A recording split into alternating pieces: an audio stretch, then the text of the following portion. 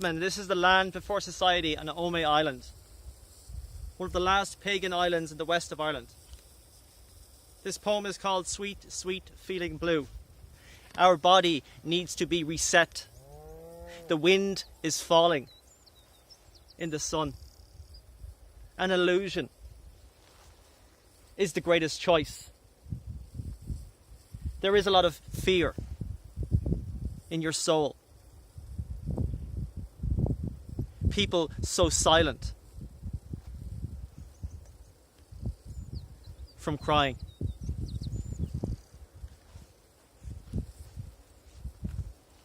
This poem is called Live Past Death and Breathe. Sorry, wrong poem. I never rest my soul.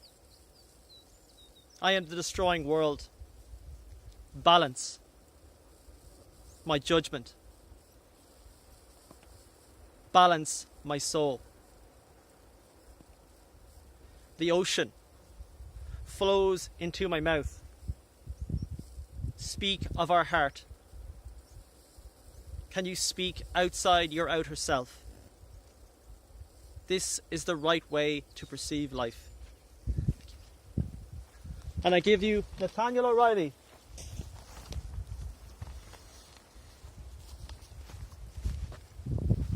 Carry, carry.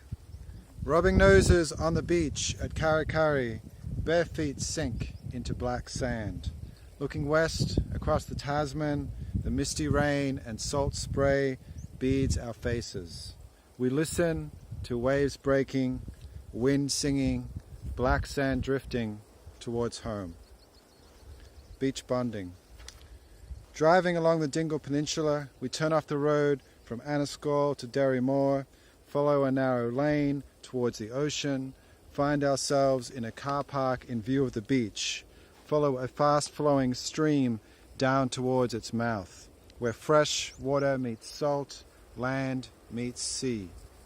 Stepping onto the beach, you run ahead towards the ocean over sand drifts, seaweed, dune grass and driftwood, arms raised and spread wide with joy, long brown hair blowing eastward. At the water's edge, you wait for me to arrive. Then together we stand, scanning the horizon, first west, where mountains blend into the sea, beneath blue skies and white clouds, sun shining on the eastern slopes, then straight out to sea, spotting a freighter nearing the end of its transatlantic crossing. Then east, where the bay curves to the left of our vision and low hills seem to merge into the horizon. We have the beach all to ourselves on this late December morning, and the only sounds are breaking waves, the Atlantic wind, rustling clothing, and our boots squeaking in the sand. You select shells for your international collection while I take photographs as we walk along the water's edge, through wet sand, dodging inch-high waves. I tell stories about our ancestors leaving this island on ships long ago, abandoning loved ones and homes, driven by desperation and dreams, until the wind turns our lips blue and we head back towards the car, but not before you choose the perfect piece of driftwood. Bend towards the sand, right, C plus N was here. Preparations for departure. Born half a mile from the Southern Ocean, with salt in the air and seagulls on the wind, I am drawn to the edges of the world, always making preparations for departure. Unable to attain belonging, I exist in between, permanently unsettled and exiled. And I give you Anne Walsh Donnelly.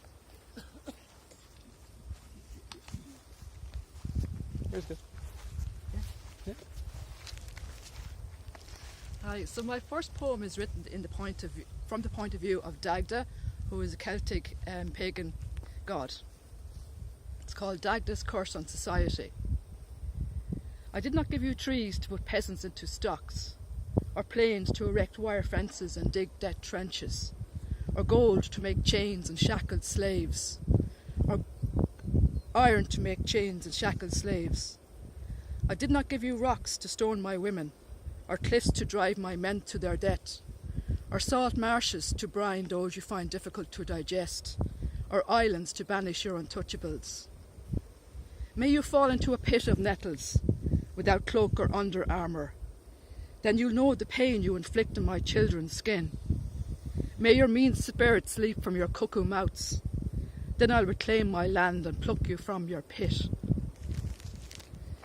My second one is inspired by Cuchulainn, who was an Irish Celtic warrior. In midlife I grew into my childhood hero. I stood in the hound's shadow, its paws like circular saw blades, poised, ready to maul. I gripped my hurley in one hand, Slither in the other, wished it was only a mythical dog I had to kill. The hound's jaws were prized apart by verbal battles and eggshell silences. Its hot breath raised blisters on my skin. I whacked the Slither down its gullet, watched as the ball dragged the entrails of my marriage out the rear end. I grabbed the hound's hind legs, smashed his body against a concrete wall, became sole guardian of the vulnerable, the ones I believed hound would always protect. Next one is called Tawny Owl. Each night after my husband fell asleep and the moon was full, I'd gaze from my bedroom window at the tawny owl perched on the barn's roof. Moving a hand up my thigh, I'd dream of laying my head on her feathered mound. Moving my other hand down my arched neck, I'd dream of holding her breast in my palm, her breath moistening my desert skin. Sometimes I opened the window to listen to her melody of tuus before her husband shoved himself beside me. In daylight, I milked cows, pulled eggs from bottoms of stubborn hens, fed motherless lambs. One November morning, I found my owl, her limp body floating face down in the duck pond. I cawed like an old crow. My final one is called No More Fairy Tales. Tattooist inked the skin on my abdomen. A green dragon emerged, lounging in a balloon's wicker basket. He exhaled hot air upwards. The needle's scratchy pain subsided as the balloon inflated and floated towards my breast. Your tale said dragons were dangerous. Mine kept me afloat in skies of dark dodgemed clouds and white water rapid rain. When the tattooist finished, dragon had swallowed an ex's once indelible name. In my story, I saved the princess. She tickles my balloon, palms the basket, licks my dragon's amber breath, without guarantee of a happy, ever, anything. Thank you. And I give you Anne Casey.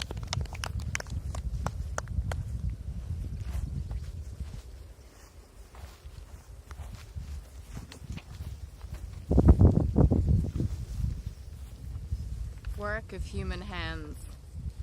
Beached whales in New Zealand remind me of vanished babes in Ireland, the awful magnitude of it all. 650 innocents dying up and down Farewell Spit, known to locals as Whale's Trap. An arch of deadly sand, a chain of human hands joined in desperation to save the next wave from breaching out of safer waters, beaching on this hostile hook of land. Black bodies strewn as far as the eye can see. Human hands too that held naked pink bodies, lost souls too small to struggle in their own hostile territory, darkness immersing them for years. 800 disappeared without a sound till they were found, pulled one by one from an empty tank full to the brim. What strange things, human hands, to raise up or hold down, their power to save or drown. burnt offerings, swilling cinders of eucalypt forests burning up and down the coast, tinged with hints of fear, singed possum hairs lifting into clear blue air. An earthquake in Italy shakes me awake, a mother crying somewhere. Volcanic embers cycling into smoke of broken promises, women's choices smouldering, charred remains of exiles' lives, democracy doused with lies and set on fire, headless horsemen prancing in the coals, blackened souls stirring soot from scorched relics, ashes to ashes, and my mother in a box too small to hold her all, laid in a field with all the others, when she could have flown with the four winds, so I could taste again the sharp tang of her loss, married to the rest. Lately everything tastes of ash. Gone. She's gone, she said, but I knew she was wrong. I felt your gasp at the sudden vast blackness when she shut your lids. Your revolt as she folded over the sheet, your passing incomplete. I pulled it back when she'd left with her bits and bags, whispered your name. The waves echoing over and over the stories we had shared, fearless in concert, as we were now, fingers tangled, separate but inseparable. The warmth of your palm stubbornly denying her parting proclamation. I woke to the screech of the sea wind overrunning the window cracks, my head cradled in your lap, your hand ice cold in mine, and I knew, as I'd slept, she had won. I had let down your defenses. You'd slipped away from my slackened grip, away across the waves, past the hungry tide, sucking at the shingle, into the black, still sky beyond the pain. Persimmon and rose, I see you in each sunset as the fractious day surrenders to crepuscular seduction. Creeping rose lusciously unfolding, overripe persimmon spilling its liquid heart into the tumescent surge of night's fast embrace. Precious seconds lapsing, and you are gone again. I have always loved the sunset. Thank you. And I give you Patrick Stack.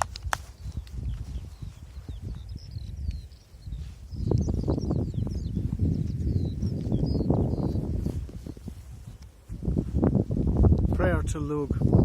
Gwychon Lug. Sio crom do veg teachtas na scaha, an chead funan a grimmige, búiran an tara vo ver go muir. Anu a suchan, ag tarint kiro trina grui gal lia, ag fehev leis an grian. A lug lavada bi an shahanish, a leachil danach, linnerha linnach. Caurig ling an favor cresach a ruiga, asar griha is asar dirha, mar de varish baller I ma tere. Tour doing an ish and bruntanas sha. Resurrection. To love an unrequited love, that is my passion. No wooden crucifix for me, no cross to nail me on. No crown of thorns do I desire. No heretic am I to feed a pyre. To love in the here and now, that is the aim. I have no use for shame, nor any time for guilt or blame. Repentance is but a cowardly thing for those who would that life were eked out in a sling. The spirit is the flesh, enmoulded into woman and man, bird, fish, insect and beast, every rock, particle, dust mote, fungus and yeast. Everything that is, from the greatest to the least is spirit in hearing in its mesh. No deity to beg on bended knee, nor to placate with sacrifice or song. The spirit is the flesh, and when the flesh is gone, it is gone. And yet my passion is to love my unrequited love.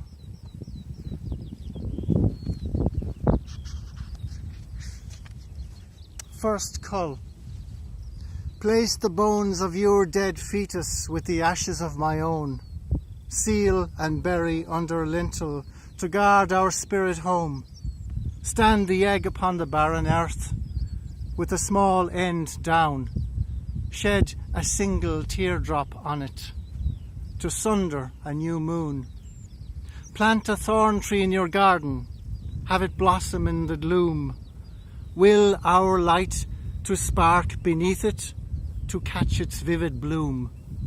For the acrid slows of summer are sweetened by the frost. Oh, rose, petal, pool, dapple, drench, you who bewitch. If you don't exist, then I'm unreal, my candlehood quenched, my wick but singed by the imaginary of wind, the breath soughing from the scarlet shivers of your mouth.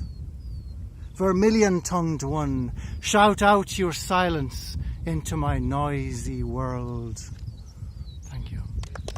And I give you Ruth Elwood.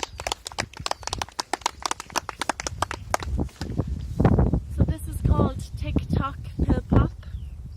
My world is not idyllic or beautiful. It only features appointments and disappointments.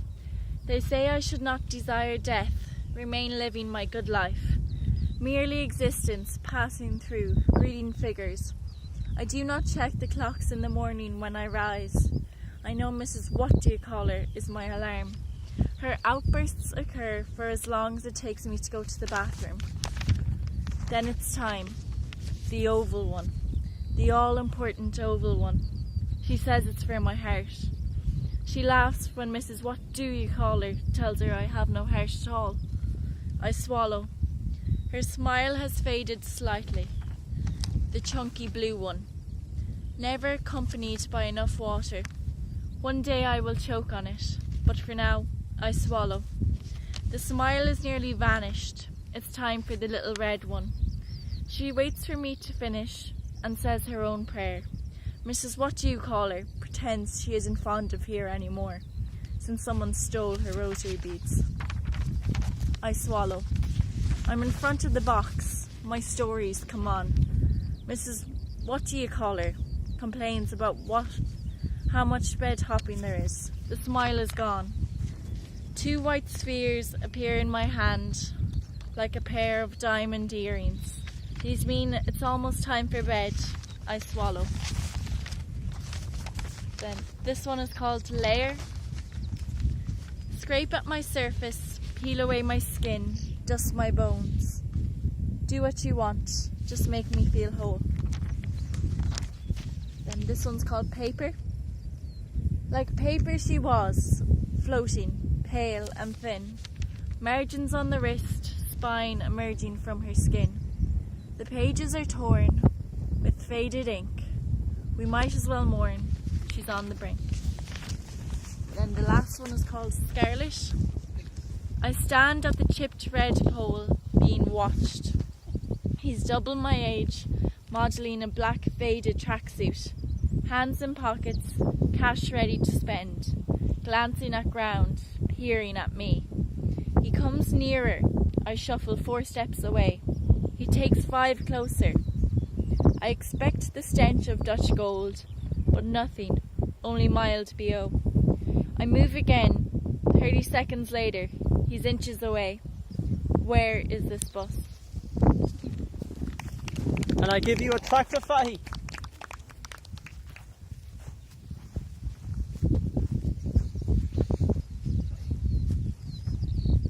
Attracta, I'm going to give Matt a go first. Is that okay? I'm going to go put Matt up first. Matt Mooney.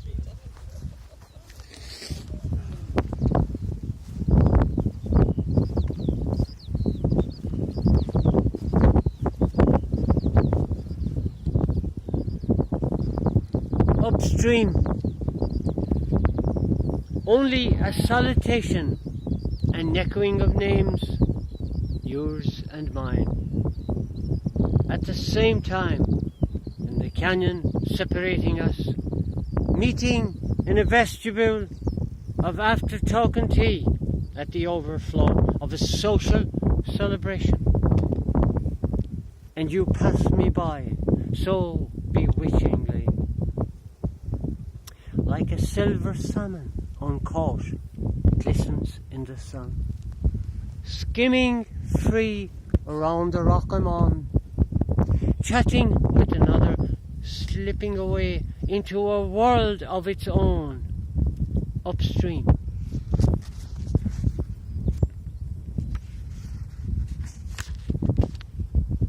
Éilú. Piantaí Guinness mar funkiacht acu is I gcuideachta a chomhlachtatha, chorá cúsaí clón na talún, a cóstanna atá I gcór a chéile. Scata bra balán a chonacadar, nó scór ón áitiúil díl ag duine éigen. Ag bogó siar dó ón mar deirg, agus sa chus céimena tosta ige. A bhaide láimhe mar bhaide rómha, ag cabhra leis éilú a bhaile dó féin. Amach trí na dóise dubha dúbalta, a gohan ige téis ihe eile a bheilt. Taobhlam I mo chart, ád humor a cris sábhála á lorg go chun siasach, neamhard ige ciúnas seo na cile atá ina bhreatanús an tráid a bhaile. Fágamid don dornán lampi lasa, na taobh sí atá scaoilte anocht a scapa.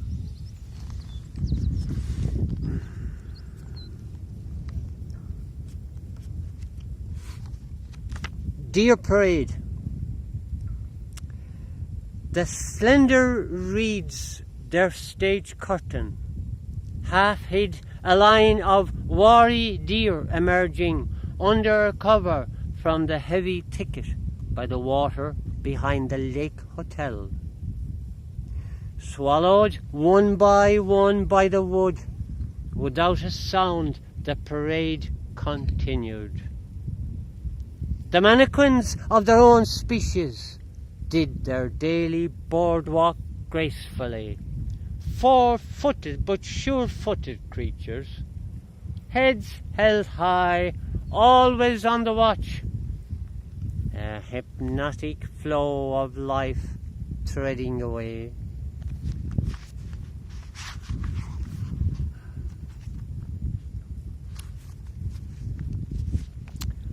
Orphans of Aleppo. I dreamt of little children, of refugees from Syria, abandoned and bombed out, crawling in a quest for families they lost, like newly weaned lambs. Survivors of lethal waves in overcrowded dinghies. After the human chaos, then the frozen fear following urban air raids of those left alive in honeycombs of horror. And now they seek a lap to lie on after all the miles, the orphans of Aleppo. And I give you Attracta Fahy.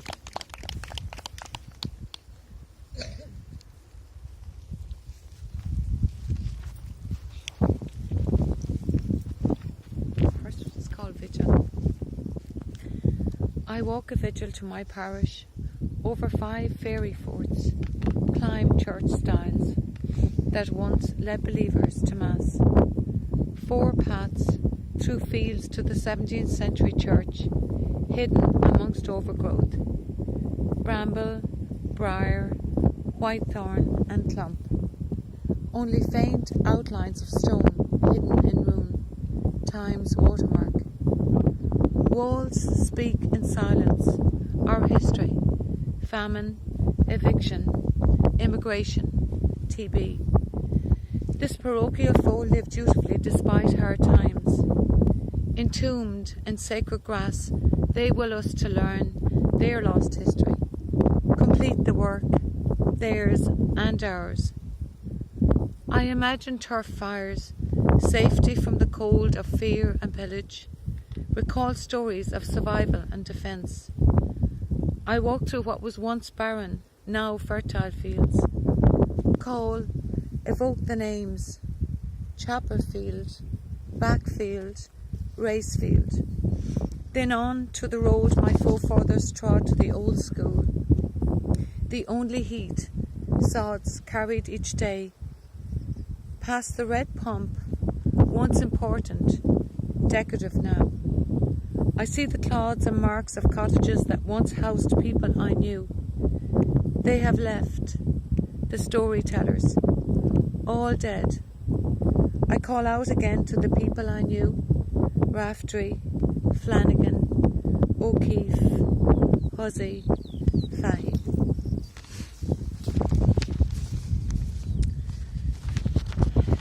Next one is called Etchings. There will be no miracles in the graveyard amongst the dead. Little happens in the quiet presence of departed souls. Our 17th century graveyard cradled our house, became my home. Tall slabs like brothers guarded tombs. Tiny wildflowers in old grass, a welcome colour to the dead. At least they listened. Tension cannot hear. It cannot bear even its own silence. Spirits heard, without ever a word. Fumbled walls of stone reveal their bones, holding slabs with words in ancient tongue. The intricate letters, hidden in names, once carved with grace, now decayed beneath its lichen. Slipping little fingers through each line, clearing moss, powdered lime. A child traced slowly into life. Etchings. Next one is called Waiting. I listen, wait, barren, like winter moves across bogs, quiet as sky. Your voice asks why. The sun climbs up behind mountains. Movement grows into your body. Skin tones, dapple flushes. You look to the world, a willow growing towards light. Knowledge buried in your bones. Tears, hint of rain. Fall as they must, in different moods. Tears, a Saturn moment. There are rivers of tears behind every eye, waiting to heal. Strength, the salt of 1,000 drops, waiting to fall. And the last one is called High Brazil. High Brazil was a mythical island, and I just wrote this the last 2 days. So, High Brazil. Out of nowhere, you appear in fog every 7 years. Vague outlines tease Agapanthus horizon. Visible between worlds for one day, then vanished to myth. I am moored in longing, this fable island, love in a mist blue erased from nautical charts. Here on the mainland, we are unforgiving, plundering beauty, impetuous, losing our humanity. We crave your return, pine your wisdom, home of lore, Gaelic, gods, goddesses, sail your safety. I'm anchored, tied like a boat to your image, in love, your transient night stalk scent amidst galora. Elusive hope for divine is all that's left. It's said, a wise old man lives in you, holds gold, silver, jade. A mysterious magician in Stone Castle moves objects to sound, musical airs, the wind. We cannot hear them from here. Machines arguing, obstacles blocking our ears. It's rumoured monks with ancient knowledge are hidden in caves, crevice, woodland, live on mussel, crab, floating in pools, elderberry, dandelion. Even said you've advanced civilization, the globe. Map makers confuse, search for your dock, knowledge, history. We believe you will emerge with hidden treasures, fire within mountain, spray shrouded in silver into sight in a Prussian haze, numinous cloud, the voyage and grail. And when I see you, I will myself to you, heart, bones, feet, the kitchen sink, all the waves of my body, crashing at last onto your rock. Thank you. And I will ask you all to stand on stage as I call your name and bow. So come up, bow. Ruth Elwood. Thank you. Attracta Fahy.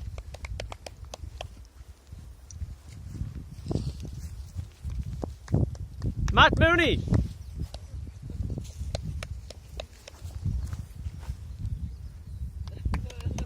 Anne Casey.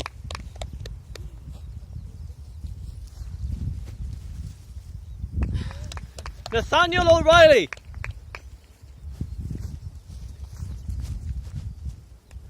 Patrick Stack.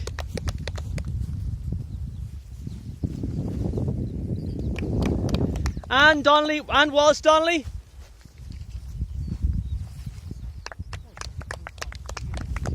that everybody? Yeah? Group, yeah. Barbara, do the honours. Can you record us? And we'll all come together.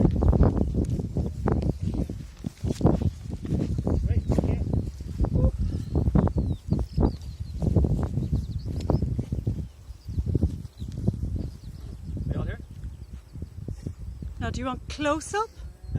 That's good. Close-ish? Find the way it is, yeah. Yeah. Hello, my name is Kevin Bateman, and this is the Land Before Society in Omey Island, one of the last pagan islands in the west of Ireland. I give you Nathanael O'Reilly, Anne Casey, Patrick Stack, Attracta Fahy, Anne Walsh Donnelly, Matt Mooney. Is that everybody? Ruth Elwood, sorry. Apologise. We're all good? Oh, Attracta Fahy. Sorry. We all bow. Thank you all very much. Thank you.